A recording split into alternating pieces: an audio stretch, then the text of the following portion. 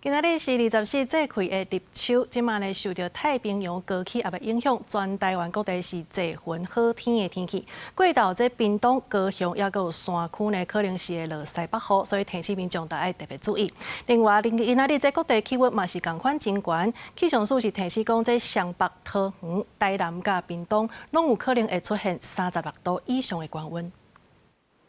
拜四是24节气的立秋，气象署表示，受到太平洋高压影响，台湾各地是侪云到好天。过到屏东、高雄，也有山区可能会落西北风。气象署指出，今仔日各地气温真悬，尤其湘北、桃园和台南、屏东有可能出现36度以上的高温。 在今天、明天这段，其实到周末之前，我们中午前后都是高温炎热的天气，尤其是高温普遍可以来到33到36度，外出一定要防晒多补水。而另外也要提醒留意午后雷阵雨。 气象署指出，拜五转吹偏东南风，水汽会偷变济，台东和恒春地区会落短暂的阵雨，高雄、屏东和山区要注意西北风。一若拜六落雨的范围会搁扩大，规个西半部过道拢有可能会落西北风。在周日之后呢，因为我们南方的水汽整个是变得比较多一些，所以在清晨到上午，嘉义以南地区也会有一些零星降雨的状况。